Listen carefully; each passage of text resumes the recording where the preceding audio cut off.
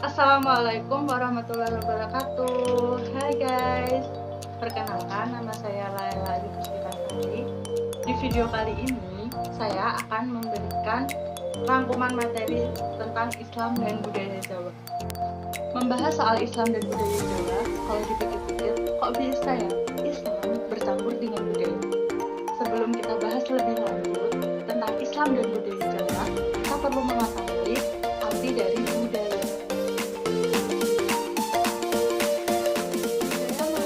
Suatu cara hidup yang berkembang dan diselidiki bersama oleh kelompok yang diwariskan dari generasi. Bentuk dari budaya sendiri itu bisa meliputi agama, politik, adat istiadat, bahasa, perkakas, pakaian, bangunan, karya seni, dan masih banyak lagi. Berbicara soal budaya, kita juga membahas tentang komponen budaya. Komponen budaya sendiri itu dibagi menjadi dua, yaitu materi dan non-materi. Materi itu bisa dilihat, diraba, dan sifatnya itu arkeologis, seperti candi, arsitektur, tempat ibadah, peninggalan masa lampau, seperti piring, gelas, meja, dan lain-lain. Yang non-materi yaitu seperti cerita rakyat, dongeng, nilai-nilai norma, pemikiran-pemikiran. Yang bersifat non-materi ini kita tidak bisa melihat dan tidak bisa meraba, tapi kita itu tahu kalau ada cerita rakyat apa, kita tuh mengetahuinya. Selanjutnya, siapakah yang disebut Jawa itu? Menurut batasan geografis, Jawa itu ada Jawa Tengah, Jawa Timur, dan daerah istimewa Yogyakarta. Lalu, bagaimana ciri-ciri orang Jawa? Filosofi-filosofi apa yang digunakan oleh orang Jawa? Yang pertama, itu ada ngajeni marang wong tuwa. Yang kedua, gotong royong. Yang ketiga, ada nerimo ing kandung. Yang keempat, ada sepi ing pamrih, rame ing gawe. Yang kelima, ada ojo kumunan, ojo kagetan. Yang keenam, ojo adigang, adigung, adiguno. Yang ketujuh itu ada nguruh tanpa bolo, menang tanpa ngasurake, sekti tanpa aji-aji, sugih tanpa buku. Jawa sebelum Islam datang atau sebelum Wali Songo menyebarkan agama Islam, pastinya kita tidak asing dengan istilah animisme dan dinamisme. Apa itu animisme dan dinamisme? Animisme merupakan kepercayaan terhadap roh-roh halus. Dinamisme sendiri merupakan benda-benda yang memiliki tuah. Dulu Jawa sebelum Islam datang itu terdapat sebuah agama yang disebut dengan agama Kapitayan. Agama Kapitayan merupakan agama yang sesembahan utamanya itu Sang Hyang Toyo. Dalam agama ini juga dikenal dengan tokoh mitologisnya yaitu Semar. Agama ini juga memiliki ritual beribadah di sanggar. Ketika mereka melakukan puja terhadap Sang Hyang Tunggalnya, diberikan sesaji berupa tumpeng dan tumpi. Tumpi itu merupakan kue yang terbuat dari tepung. Ada ayam. Hubungan Islam dan budaya. Terdapat 3 pendapat mengenai hubungan Islam dan budaya. Yang pertama yaitu menerima Islam sebagai agama menerima kebudayaan. Yang kedua ada diubah. Yang ketiga ada menolak. Aspek ritual. Ritual sendiri merupakan hal yang berkaitan dengan sesuatu secara seremonial atau sesuatu yang dilakukan secara terus-menerus pada waktu tertentu. Pada materi ini terdapat 3 fase besar, yaitu kelahiran, pernikahan, dan kematian. Pada fase kelahiran sendiri, biasanya kan terdapat ritual seperti mapati, mitoni, selamatan, dan lain-lain. Pada pernikahan sendiri, terdapat tradisi seperti siraman, midodareni, sungkeman, injak telur. Dan pada fase kematian, itu terdapat ritual 7 hari, 40 hari, 100 hari, 1000 hari. Dari ketiga fase itu, terdapat unsur-unsur yang didapatkan, yaitu sedekah, ukhuwah Islamiyah, gotong royong, dan lain-lain. Pengertian dari universalisme kebudayaan Islam adalah adanya kemauan untuk membuka diri dengan kebudayaan di dunia. Universalisme kebudayaan Islam ini didasari oleh nilai-nilai kemanusiaan. Universal dan lokal perlu dipelajari karena Islam adalah agama yang kontekstual, cocok untuk segala waktu dan tempat. Hikmah dari universalisme dan kebudayaan Islam sendiri adalah Islam dan budaya lokal tidak saling mengalahkan, melainkan berwujud dalam pola nalar keagamaan dan berusaha mempertemukan jembatan antara agama dan budaya. Tentang pribumisasi Islam. Pribumisasi Islam sendiri merupakan istilah yang dikemukakan oleh Abdurrahman Wahid atau Gus Dur. Pribumisasi Islam memiliki arti sama dengan Islam yang Indonesia. Prinsip-prinsip dari pribumisasi Islam. Yang pertama yaitu proses Islam masuk diakomodasikan dalam kebudayaan yang berasal dari manusia tanpa menghilangkan identitas masing-masing. Prinsip yang kedua yaitu proses menyamakan dengan praktik keagamaan masyarakat Muslim Timur Tengah atau menolak Arabisasi.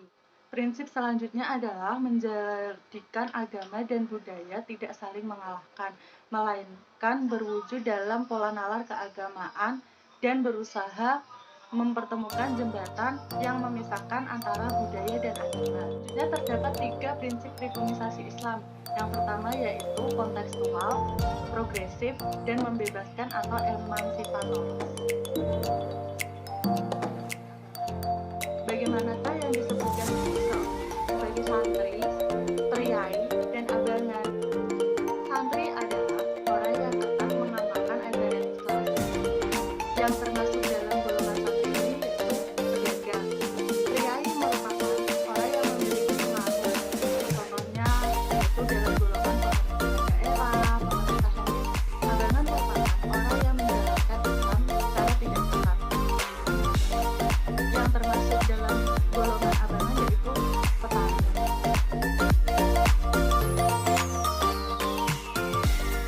Ciri dari dakwah Wali Songo yaitu dakwahnya yang bertahap.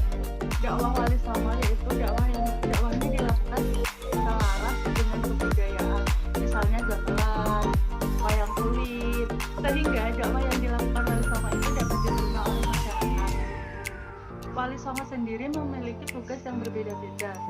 Yang pertama yaitu Sunan Ampel, yang tugasnya adalah membuat peraturan Islam untuk masyarakat.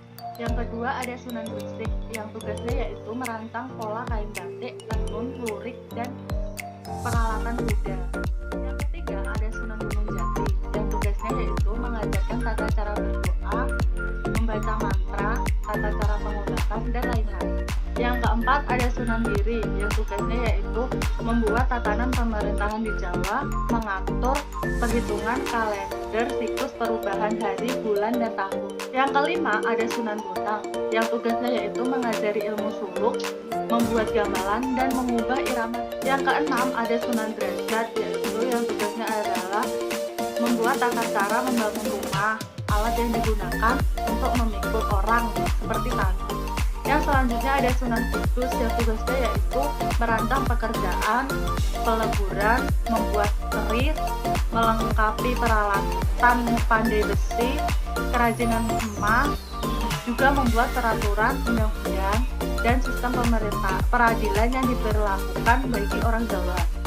Yang terakhir yaitu ada Wali di Mojo Agung, yang tugasnya yaitu mengajarkan mengolah berbagai jenis masakan, lauk pauk, memperbaharui alat-alat pertanian, membuat gerabah. Kejawen. Apa itu kejawen? Kejawen adalah gaya hidup keagamaan yang bernuansa mistik, yang di dalamnya ada etika, adat istiadat, tradisi, hingga membentuk paham Javaisme. Kejawen merupakan sebuah ideologi lokal Jawa. Terdapat 2 konsep hidup dalam agama Jawa. Yang pertama yaitu cakramanggilingan, yang artinya hidup itu berputar. Yang kedua ada sangkan paraning dumadi, yaitu seperti siklus hujan, di mana terdapat proses dan lambat laun akan kembali ke asal muasalnya. Dan Sufisme.